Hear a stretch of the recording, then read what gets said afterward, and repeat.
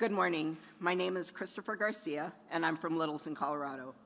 I'm 47 years old and work as a ramp agent at the airport, loading and unloading luggage and cargo and helping guide and park our aircraft.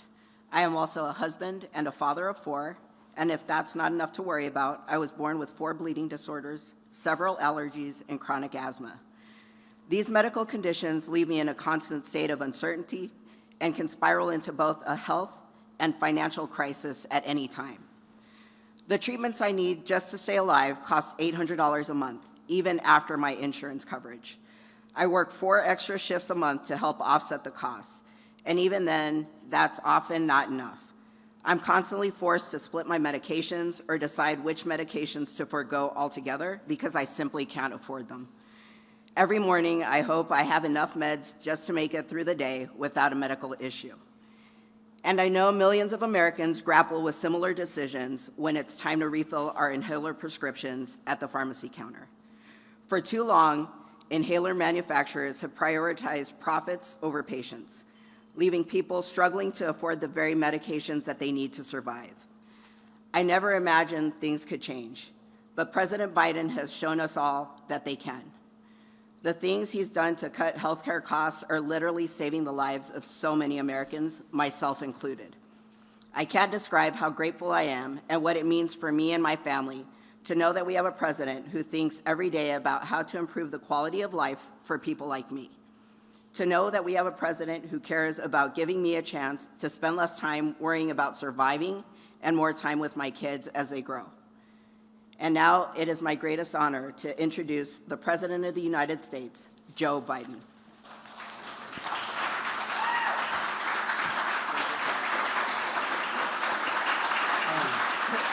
Thank you.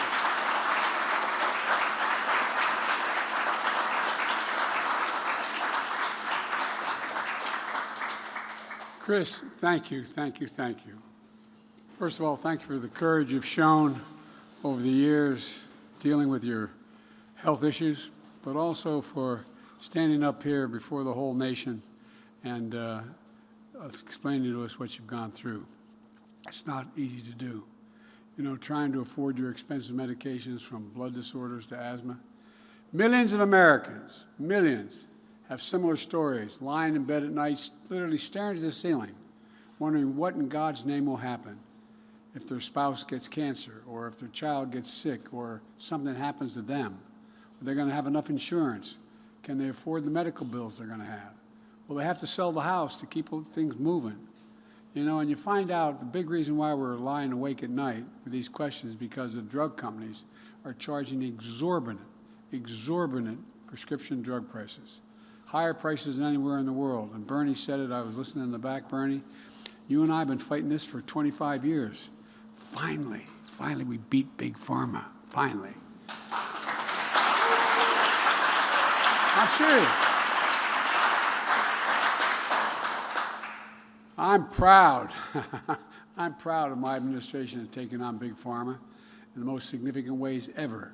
And I wouldn't have done without Bernie, and Bernie got it. You know, look, Bernie was the one who was leading the way for decades in which why we're here today.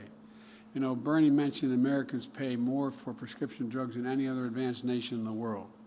If you walk into a local drugstore here in America, the prices are at least 2 to 3 times more for the exact same prescription made by the exact same pharmaceutical company in Canada, France, Italy, and even in Eastern Europe, all around the world.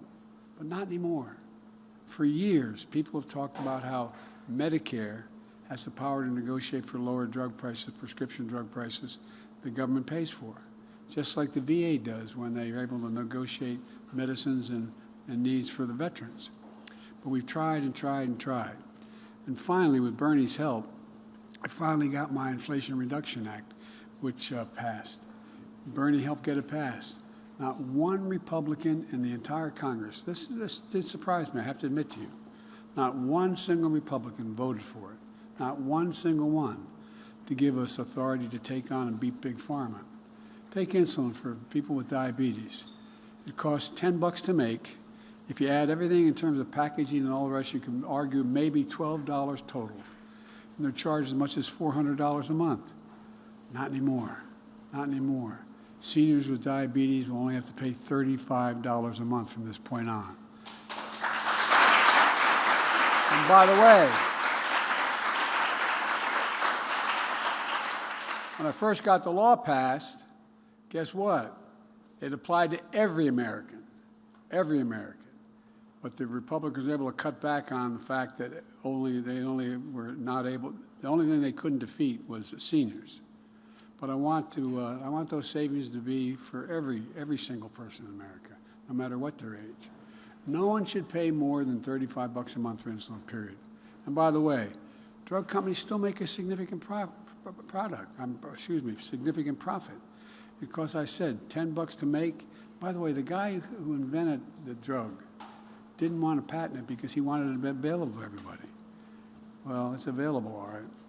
Look, folks, there's a whole lot of prescription drugs that are undergoing the process of lower pricing. Medicare is now able to negotiate lower prices for some of the costliest drugs that treat everything from heart disease to arthritis. This year alone, the law that's already passed, it's in the law now, that we signed, Medicare is negotiating 10 of the most costly drugs next year, and they'll do that every year, it goes well beyond 50 drugs. Next year will be 15. It isn't just saving seniors money. Along with other reforms, it's taxpayer money. We're cutting the federal deficit. And people say, well, this costs some money. Guess what? It's costing drug companies money. It cuts the deficit by $160 billion. $160 billion. I'm serious. Think about it. The next 10 years, because Medicare will no longer have to pay those exorbitant prices. Instead of paying $400, they're paying $35. But I think we should be more aggressive. It's time to negotiate lower prices for at least 50 drugs a year. We only have the law only requires 10 now, and then 15 and moves up. Along with other actions, we're not only saving lives, but if we move that number up, we'll save taxpayers another $200 billion on top of the $160 billion because Medicare will not be paying these exorbitant costs. It is a gigantic, and by the way, the other guy talks about cutting the deficit. He increased the deficit more than any president has in history. And we've cut it. Look, in addition to the law we passed, will cap prescription drug costs for seniors and Medicare starting in 2025. It's already the law. It doesn't require anything else because when I say these things, you think you can get it done. It's already the law. Your drugs will not cost you, if you're a senior on Medicare, will not have to pay more than $2,000 a year no matter what the drug costs. And as you know, many of you unfortunately know, your parents, some of the cancer drugs cost $10,000, $12,000, $15,000 a year. Combined, they'll not have to pay a penny beyond $2,000 a year.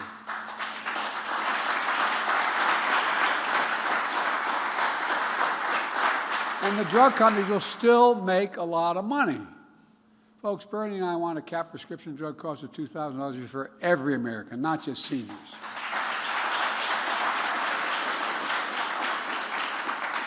We're here today to talk about how we're lowering prices and cracking down on unfair competition in prescription drugs.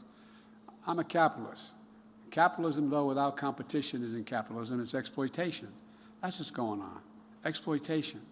When Big Pharma doesn't play by the rules, competitors can't offer lower prices for generic drugs and devices that carry that medication, so prices are raised artificially. I thank Bernie for leading the charge to do something about this. For example, asthma is one of the most common respiratory illnesses in America. 27 million Americans have asthma, including 4 million children. Asthma causes about 1 million visits to hospital emergency rooms every year. Nationwide, the cost of treating asthma is estimated to be $50 billion a year, the treating asthma, not the drug, treating the asthma. If you have asthma, you're likely to need an inhaler to breathe. Now, this spring is here.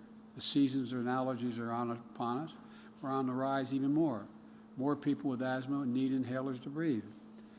You know, many asthma medications may have been on the market for more than 25 years. They cost less than $5 to make. It costs less than $5 to make. But the medication hadn't changed at all. Theoretically, if the drug company came with a new medicine that they invested a lot of money to find a better way, they wouldn't have to, they could argue another price. But drug companies have increased prices for asthma drugs up to 8 times more than the original cost. And the mechanism the mechanisms attached to the inhaler, the thing that makes it, go into your nose or mouth, that is a device that Medicare hasn't changed much either. Look, these big companies try to keep generic companies away from getting patents on devices that deliver the medicine through the inhalers. So there's 2 pieces. It's not just what's in the inhaler, it's the mechanism that allows it to go into your body. For example, they slightly changed the cap of inhaler, and they used the new patent on that cap to block generic drug companies from being able to enter the market. It's a big deal. Playing these games with patients and pricing, Big Pharma is able to charge Americans significantly higher prices and pad their profits. Senator Sanders has pointed out one company sells an inhaler for $49 in the United Kingdom. You know how much is charged in the United States for that one inhaler? $645. So I take you, $645. If you need that inhaler, you get an Air Force One, but the next time I go to London, you can get off and you can get it for. I'm serious. Think about that, though. Just think about that. For the same exact medicine and the same exact device. It's outrageous. Another company sells an inhaler for $9 in Germany. $9 in Germany.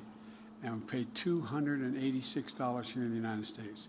$9 in Germany, same outfit, same company, same device. And so 30 times more. 30 times more, I repeat, it's outrageous. We're doing something about it finally. Why in God's name should an American pay $645 for the same inhaler sold in the United Kingdom for $49 by the same outfit? The same outfit.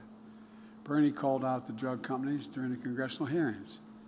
And you just heard from Lena Khan, the chair of the Federal Trade Commission, who's working with the Food and Drug Administration to crack down on these drug companies. And it's a big deal.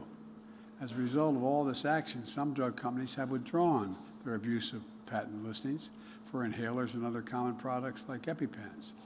The last few weeks, some of the big drug companies have gotten the message to reduce the prices for some asthma drugs. Bernie's a big reason why that's happened. In fact, 3 of the 4 largest companies are capping the cost of inhalers for many patients. That can be up to $600 out of pocket at $35. There's some progress going on beyond what we've done in the law. But it's about time. And going forward with more competition and more generic drugs in the market, the price could even be less than it is now, coming down. But that's not all. Because of all of you, my Inflation Reduction Act, drug companies that raise prices more than inflation are going to pay back Medicare the difference between what they charged and the inflation rate. This is based on the price of their drugs in 2021. That means consumers will pay less for prescription drugs, and they'll save taxpayers money and discourage companies from hiking prices faster than inflation in the first place. But we want to do more. It's time that drug companies pay rebates when they increase prices faster than inflation, not just for seniors, but for every single American. Every single American.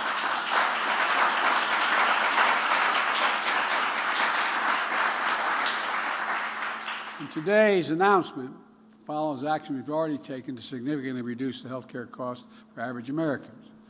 We took action to reduce the cost of hearing aids for millions of Americans by as much as $3,000 for a pair of hearing aids. In addition, my administration is banning junk fees on health insurance plans. These are the plans that stick consumers in big unexpected charges instead of covering the care they need. Look, I ended up with surprise medical bills, so hospitals that are in-network can't send you a bill for an out-of-network doctor you didn't choose or you haven't even consulted. I was in hospital for a while years ago, and that happened. Kamala and I are protecting and expanding the Affordable Health Care Act, known as Obamacare, which I might add is still a big deal. Today, thank God my mother wasn't here. Today, 21 million Americans are covered through the Affordable Care Act, 9 million more than when I took office. exact tax credits. We enacted tax credits to save an average of $800 per person per year, reducing health care premiums for millions of working families who have coverage under the Affordable Care Act. These tax credits, though, expire. Can only get it through this year. And I'm calling on Congress to make tax credits permanent for this process.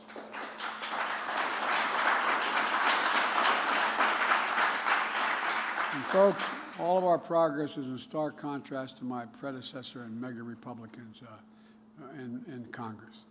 They want to, quote, I love their word they love, they want to terminate the Affordable Care Act. I love it, terminate.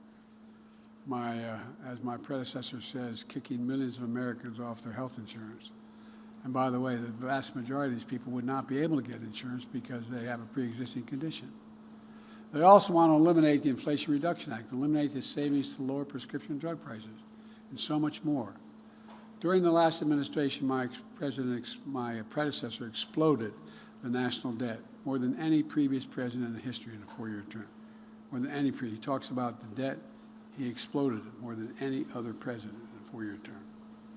With his $2 trillion tax cut that overwhelmingly benefited the very wealthy and the biggest corporations in America. Now he and his Republicans in Congress want to cut Social Security, raise the age, and cut Medicare, while they cut taxes for the very wealthy again. You know, I got a better idea. I'm going to protect Social Security and Medicare along with Bernie and other members of Congress to make sure the wealthy begin to pay their fair share to keep these programs solvent. It's not hard.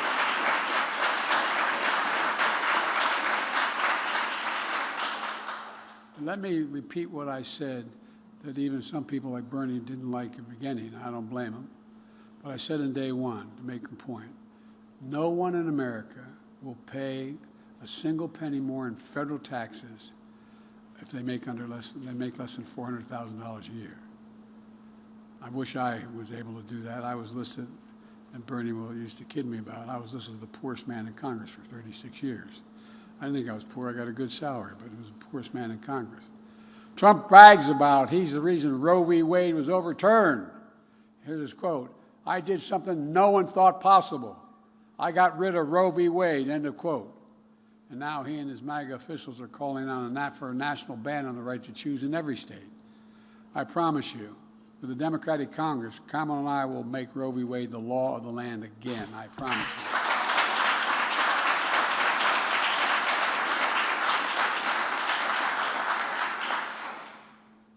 I'm talking too long here. Let me close with this. I'm excited about this. I'm really proud of what we've been able to do. I really am. Bernie and I have been doing this work for a long time. I know we don't look it, but we've been doing it a long time. Bernie and I have something else in common. We both married way above our stations. But at any rate, what we know, we've made historic progress in the last 3 years. $35 for insulin for seniors, $35 a month for inhalers, for asthma, $2,000 a year total cap on costs for seniors. We're lowering the cost of some of the most expensive prescription drugs for seniors. And what we want to do next is these caps and costs for everyone, not just seniors. With Bernie's help, we're showing how health care ought to be a right, not a privilege in America. And that's why I've never been more optimistic about it. I really mean it. You've heard me say in this very room how optimistic. I am optimistic because the laws we got passed are now coming into effect, whether it's infrastructure or whether it's this. I mean, there's so much more. We have to, and I've said this many times, and I'll get out of your hair. You know, we have to remember who we are. We're the United States of America. I mean, this is from the bottom of my heart. We're united. There's nothing beyond our capacity when we do it together. We're the only nation, as a student history, that I can find that's come out of every crisis we've entered stronger than we went in, every single time. So let's remember we're the United States of America. God bless you all. May God protect our troops.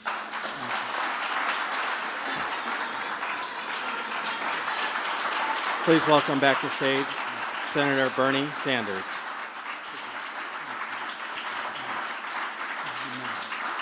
Thank you all. I think the podium's yours.